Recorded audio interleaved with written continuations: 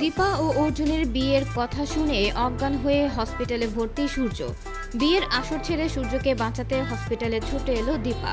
হ্যাঁ বন্ধুরা, আমরা এমনটাই দেখতে চলেছি অনুরাগের ছোঁয়া ধারাবাহিকের আগামী পর্বের আপডেটগুলোতে।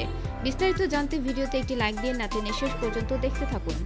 সুপ্রিয় দর্শক, দীপা ও অর্জুনকে একসাথে দেখে দীপার উপর অভিমান করে ইরাকে নিয়ে গ্রামে চলে যায় সূর্য। কিন্তু সূর্য দীপাকে কোনোভাবেই ভুলতে পারে না, এমনকি সোনা রূপাকে ভুলতে পারে না সূর্য। এদিকে দীপা সূর্যকে ভুলে ধীরে ধীরে অর্জুনকে ভালোবাসতে লাগলো, এমনকি অর্জুনকে বিয়ে করার সিদ্ধান্ত নিল। কিন্তু পৃথা ম্যাম দীপাকে অর্জুনের বিয়ে মানতে রাজি নয়, এমনকি কাকিয়া ও জয় দীপা ও অর্জুনের বিয়ে মানতে রাজি হয় না। অন্যদিকে দীপা নিজে পরিশ্রম করে একটা কোম্পানিতে কিছু ডিজাইন বানিয়ে দেয়, আর সেজন্য দীপাকে অনেকগুলো টাকা দেয় কোম্পানি। এদিকে দীপা সে টাকাগুলো দিয়ে নিজের বিয়ের সকল কিছু অ্যারেঞ্জমেন্ট করে। এদিকে জয় ও কাকিয়া এসব দেখে তাদের গায়ে জ্বালা পড়া শুরু হয়ে যায়, আর তারা সবকিছু তছনছ করতে চাইলে লাবণ্যর জন্য কিছুই করতে পারে না।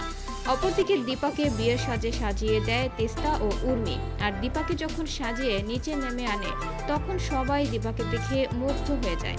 এদিকে বর সেজে সেনগুপ্ত বাড়িতে চলে আসে অর্জুন, আর অর্জুনকে বর সাজে দেখে চমকে যায় সকলে। আর দীপা ও অর্জুন দুজনের দিকে মুগ্ধ হয়ে তাকিয়ে থাকে।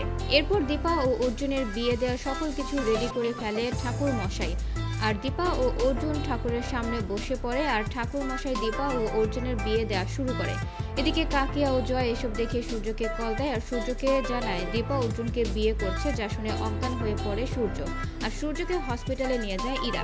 এরপর ইরা লাবণ্যকে কল দিয়ে জানায় ডাক্তারবাবু অসুস্থ হয়ে হসপিটালে ভর্তি, যা শুনে চমকে যায় লাবণ্য। আর লাবণ্য দীপাকে বলে দীপা সূর্য হসপিটালের মৃত্যুর সাথে পাঙ্গা নিচ্ছে, যা শুনে বিয়ের আসর ছেড়ে হসপিটালে ছুটে যায় দীপা। তো বন্ধুরা, তোমরা এমনটাই চাও তো সূর্যের অসুস্থতার কথা শুনে বিয়ের আসর ছেড়ে সূর্যকে বাঁচাতে ছুটে যাক দীপা?